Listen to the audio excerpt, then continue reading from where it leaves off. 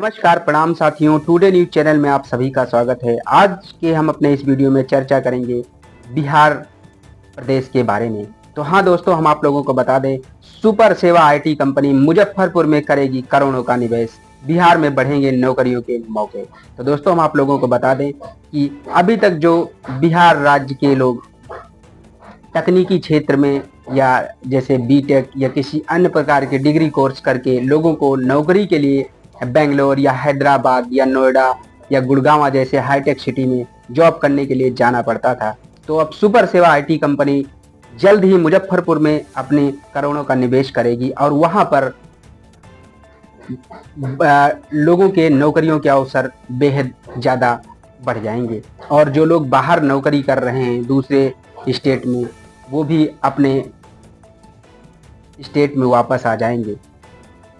बिहार के मुजफ्फरपुर में आईटी क्षेत्र को एक नया जोश मिलने वाला है। सुपर सेवा ग्लोबल सर्विसेज कंपनी बड़े पैमाने पर करोड़ों रुपए का निवेश कर अपना नया यूनिट बनाएगी। इससे न सिर्फ बिहार की अर्थव्यवस्था मजबूत होगी बल्कि युवाओं को बेहतर रोजगार भी मिलेगा। बिहार में अब टेक्नोलॉजी का नया दौर शुरू होने जा रहा है। मुजफ्फरपुर के बेला इंडस्ट्रियल एरिया में सुपर सेवा ग्लोबल सर्विसेज नामक बड़ी आईटी कंपनी ने अपना नया यूनिट बनाने का काम शुरू कर दिया है। यह कंपनी भारत में पटना के बाहर पहली बार निवेश कर रही है। इससे न सिर्फ बिहार का विकास होगा बल्कि आईटी क्षेत्र बेहद ज्यादा मजबूत होगा, बल्कि यहाँ के लोग, यहाँ के युवाओं को भी बेहतर रोजगार के अवसर मिलेंगे। सूचना प्रौद्योगिकी मंत्री कृष्ण कुमार मंटू ने नींव पत्थर रखकर इस पहल का शुभारंभ भी कर दिया है, जो बिहार के विकास में एक महत्वपूर्ण वरदान साबित होगा। सुपर सेवा कंपनी ने मुजफ्फरपुर में आईटी यूनिट की नींव रखी है। तो हाँ दोस्तों, हम आप लोगों को बता दें कि सुपर सेवा कंपनी एक बहुत ही बड़ी आईटी कंपनी है, जिसने अपनी एक यूनिट भारत के एक बिहार नामक प्रदेश में अपनी कंपनी का एक नया ब्रांच ओपन करने जा रही है, जिससे बिहार के सभी आईटी प्रोफेशनलों को अब किसी दूसरे प्रदेश में जॉब की ज़रूरत नहीं होगी। वो अपने ही क्षेत्र के, अपने ही प्रदेश की कंपनी में अब जॉब कर सकेंगे और उनके लिए एक बेहतर सेवा का अवसर भी मिलेगा। तो दोस्तों, साथ ही साथ हम आप लोगों को बता दें, जिन लोगों ने अभी तक अपने इस टुडे न्यूज़ चैनल को लाइक, शेयर और सब्सक्राइब नहीं किया है, प्लीज़ जाके सब्सक्राइब कर दें। आपका एक सब्सक्रिप्शन हमारा मनोबल बढ़ाता है एक दूसरी और अच्छी वीडियो आम जनता के लिए लाने की। तो दोस्तों, हम आप लोगों को बता दें कि सूचना मंत्री कृष्ण कुमार मंटू ने मुजफ्फरपुर के बेला इंडस्ट्रियल एरिया में इस आईटी कंपनी की नींव भी रख दी है। सुपर सेवा कंपनी बिहार में पटना के बाहर पहली आईटी कंपनी है जिसे सरकार ने सरकारी प्लॉट दिया है।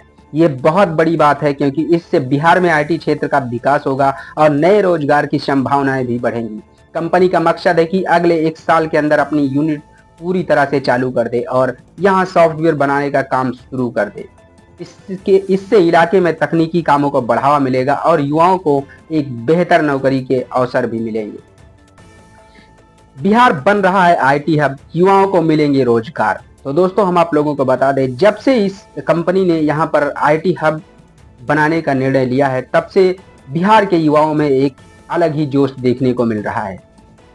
इससे लोगों को रोजगार भी मिलेगा और यहाँ एक बहुत ही बड़ी यूनिट यानी आईटी हब का निर्माण भी होगा, जहाँ पर बहुत ही अच्छे प्रकार के सॉफ्टवेयर भी तैयार किए जाएंगे। सूचना प्रौद्योगिकी मंत्री कृष्ण कुमार मंटू ने इस मौके पर कहा कि अब बिहार भी देश के बड़े और विकसित राज्यों की तरह आईटी हब बनने की तरफ तेजी से बढ़ रहा है। बड़ी बड़ी आईटी कंपनियां बिहार में निवेश करने में रुचि ले रही हैं। यह कदम बिहार के मुख्यमंत्री नीतीश कुमार के उस वादे को पूरा करने की दिशा में बढ़ा है, जिसमें उन्होंने कहा था कि युवाओं को बिहार में ही रोजगार मिलना चाहिए। सुपर सेवा कंपनी अमेरिका, ब्रिटेन और भारत के 16 शहरों में काम कर रही है।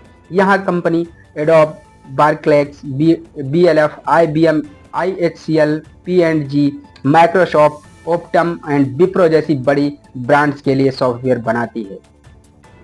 तो दोस्तों, आपको हम साथ ही साथ ये भी बता दें, राज्य सरकार दे रही है कंपनियों को रियायतें।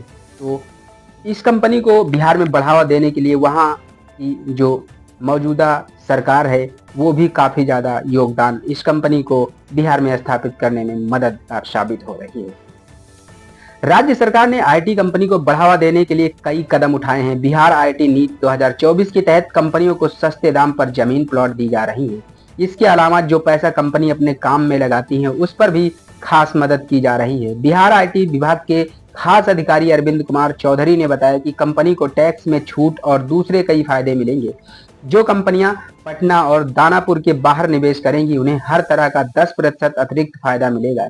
इससे राज्य के अलग अलग इलाकों में बराबर विकास होगा। सुपर सेवा कंपनी को भी यहाँ खास फायदा मिलेगा क्योंकि उन्होंने मुजफ्फरपुर में निवेश किया है। सुपर सेवा में होगा बड़ा निवेश, 1 साल में शुरू होगा काम। तो दोस्तों हम आप लोगों को बता दें, ये बिहार की जो आईटी कंपनी ओपन हो रही है, सिर्फ 1 ही साल में यहाँ पर लगभग सॉफ्टवेयर बनने की प्रक्रिया शुरू हो जाएगी और बिहार के रोजगार की दिक्कतें खत्म हो जाएंगी और वहाँ के जो युवा हैं, आईटी प्रोफेशनल हैं, जैसे बेंगलोर और हैदराबाद, गुड़गांव, नोएडा जैसे आईटी हब जगहों पर काम कर रहे हैं, उनके लिए एक विशेष ही मौका होगा अपने क्षेत्र की कंपनियों में काम करने का।